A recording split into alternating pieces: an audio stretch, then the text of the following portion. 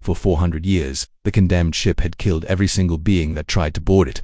Diplomats, warriors, entire fleets, none survived. It rejected the galaxy without mercy.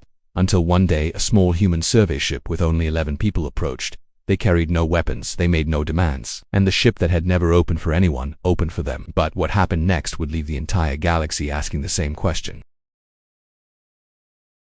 The Viteri had watched the condemned for centuries and called it the Mouth. They had seen it swallow soldiers, diplomats, and entire expeditions without hesitation. So when the human ship arrived, they expected another silent tragedy. Instead, the impossible happened. The condemned opened its hull. It allowed the humans inside, and for the first time in 400 years, something changed. The galaxy held its breath, wondering what kind of beings could make the deadliest ship in known space, curious.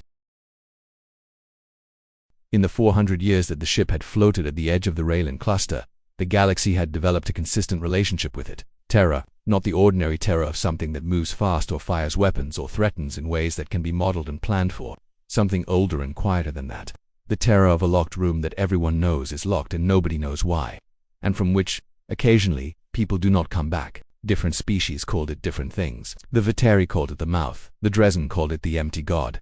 The Soren Collective used a word that linguists had spent decades arguing about, but the closest translation was the thing that should not be looked at directly, and they had added a grammatical marker to that word indicating the speaker was not describing something to a listener but warning them. In Soren, this was the difference between there is a door and there is a door, and I am telling you this because I care what happens to you. It had no name everyone agreed on. That was the first sign of what it was. The second sign was simpler and shorter and had been written into every interstellar safety briefing for 3 centuries. Every species that tried to board it had died. The Dresden went first. 12 of their finest engineers, methodical and prepared, with every safety protocol their civilization had developed in 500 years of interstellar engineering. They approached it carefully, respectfully, with instruments and safeguards and redundancies. One transmission came back a long tone, climbing steadily for 4 seconds, before cutting to absolute silence. Their craft was never recovered.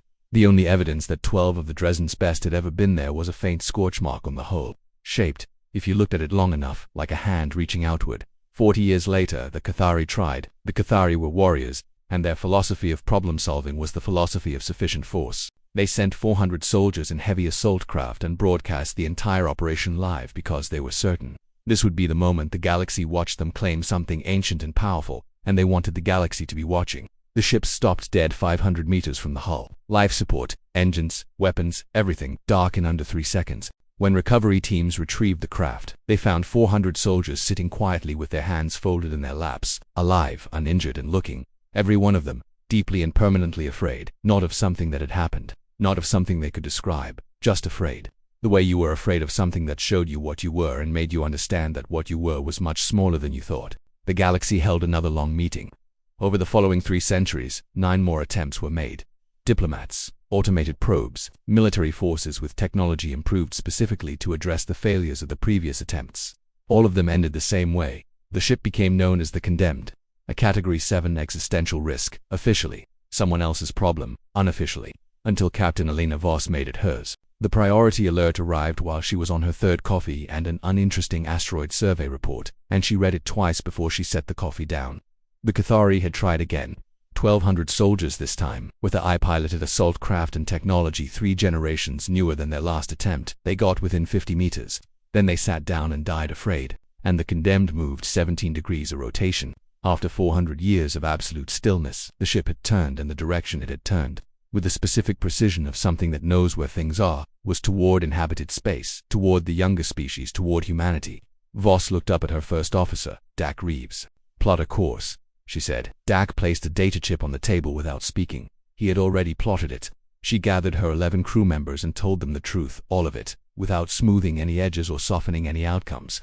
She told them what the Condemned was.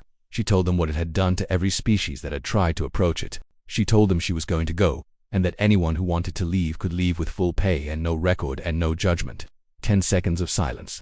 Marcus Webb, chief engineer, grease-stained, 2 missing fingers on his left hand, raised his hand. "What's the plan when we get there?" "Still working on it," Voss said. Marcus nodded. "Good enough for me." One by one they stayed. Even Brandt, the security officer, who asked only that his formal objection be noted in the log. Then he sat down and waited for orders, because noting objections and following good officers were both things you did.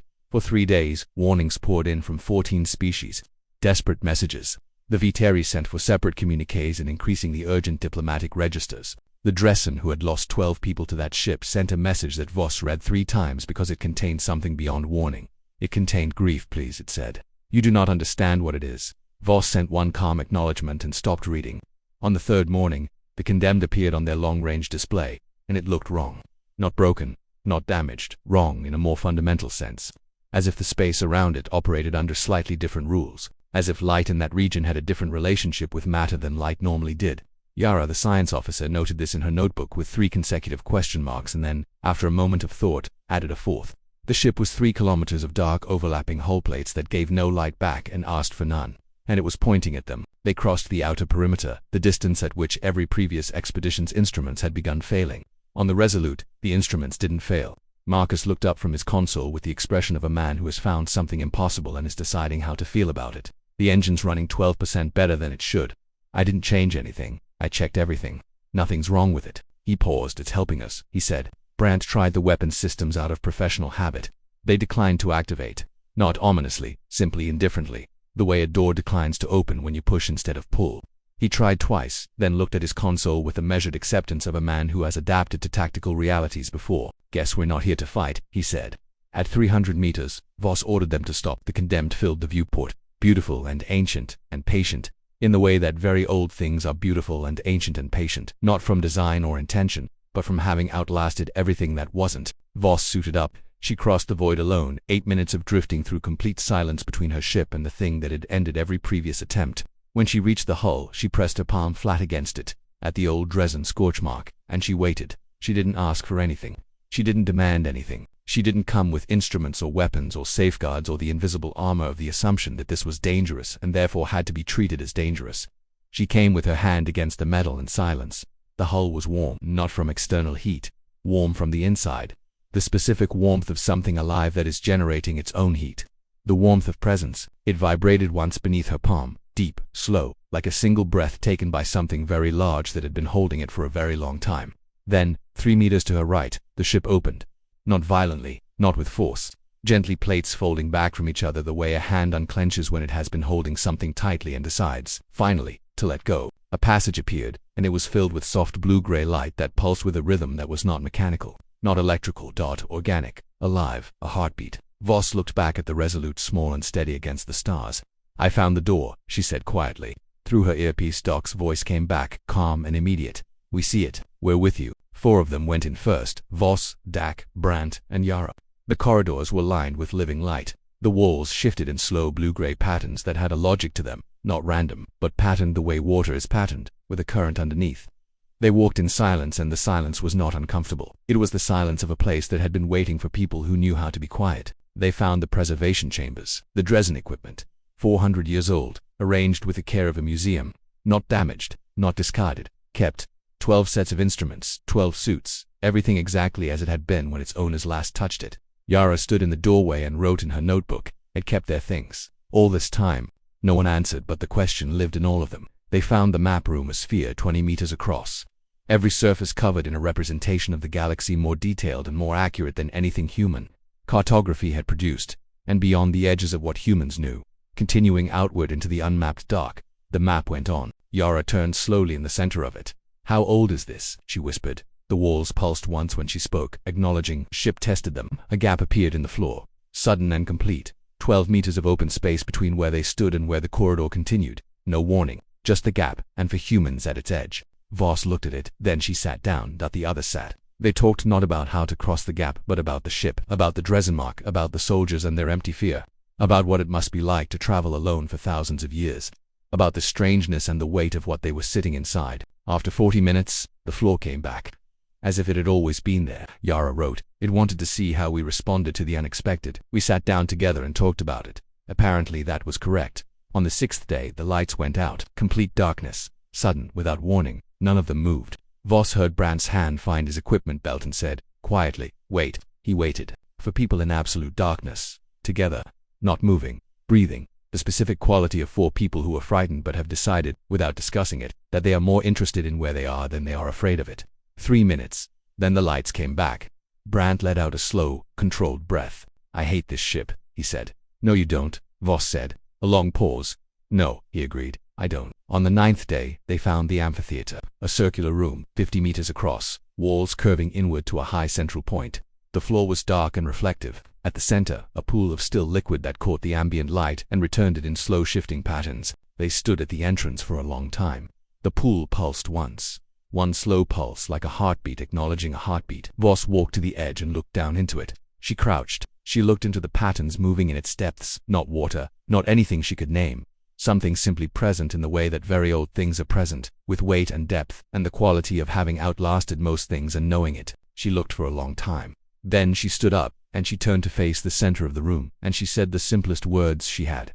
Hello. The light rose from the pool. Gradually, inevitably, the way morning light rises when it has always been planning to, a form of pale luminescence that gathered itself above the surface into something that was not a shape. It had the quality of intention, of looking back, of having waited, very quietly, for someone to say something first, and that was the moment. Not a battle, not a negotiation, not a demonstration of force or technology or collective superiority. One woman standing at the edge of a pool in a ship 400 years old, after 9 days of sitting in the dark together and talking about what things meant, saying hello to something that had been alone long enough that the word alone stopped covering it. That was the moment the galaxy had been failing to find for 4 centuries. The galaxy watched from a careful distance as the Resolute remained docked against the hull of the Condemned. Probes transmitted everything.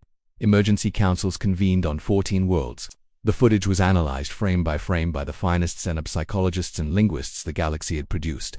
They watched for humans sit on the floor of an alien ship in complete darkness and do nothing. They watched them talk about what things meant instead of what to do about them. They watched Captain Voss walk alone across the void with no weapons, no armor, no safeguards, and press her hand against the hull of the most feared vessel in the known galaxy and simply wait. And they struggled, in committee after committee, to explain what they were watching. What are they doing? The Viteri observer asked, watching the footage. I think, her counterpart said carefully, they are being friendly. On the 11th day, Marcus Webb found the record room. He found it the way Marcus found most things, by wandering into it while following something interesting.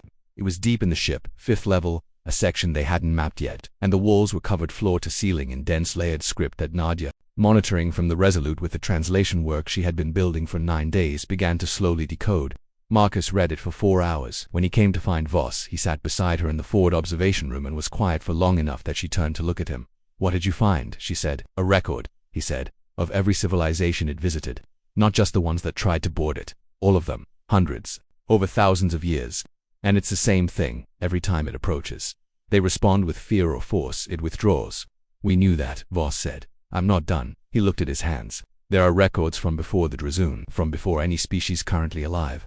Hundreds of species, Alina, thousands of years, and none of them said hello, Voss said. None of them approached without armor on, Marcus said. Not one. In all that time, a long silence. But there's something else, he said. Older records from the very beginning, before the alone time. He looked at her steadily. It wasn't always alone. It had a crew its own kind. They built it together and they traveled together, for he stopped a very long time, and they died.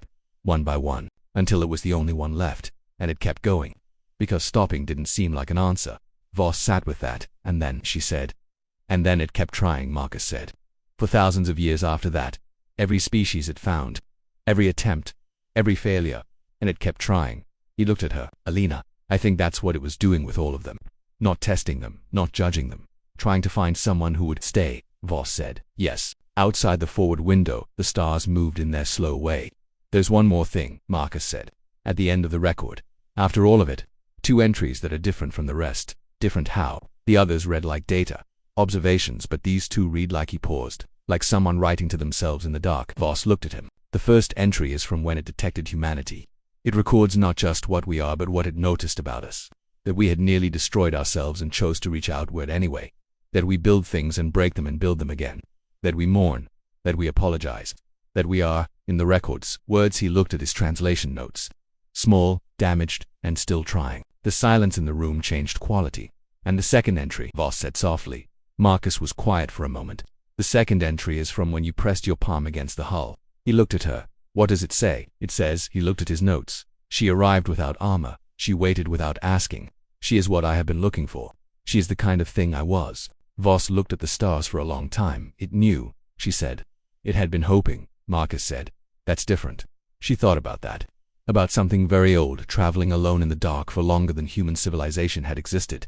approaching species after species after species after species with what it intended as friendship and receiving fear or force every single time, withdrawing, waiting, approaching again.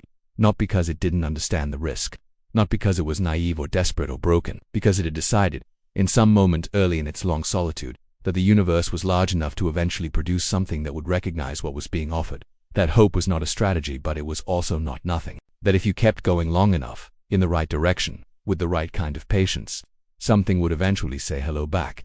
The twisted part, Marcus said quietly, is that we almost didn't. Voss looked at him. We almost went in armed, he said. The original mission brief had a weapons protocol. Brandt had one ready. We almost crossed that perimeter like everyone else did, prepared for the worst, expecting it to be what everyone said it was, but we didn't, Voss said. No, Marcus said. But here's what I keep thinking about. He looked at the stars. The Dresden were careful. The Cathari were brave. 9 other species were, in their own ways, their best. And none of them made it through. And we did. And the reason we did isn't that we're stronger or smarter or more technologically advanced. No, Voss agreed. The reason we made it through, Marcus said, is that we were desperate enough, and curious enough, and maybe just frightened enough of the alternative of what happens if this ship reaches humanity and we haven't tried, that we went in without the armor. He looked at her. We didn't choose to be brave. We chose not to assume. That's different.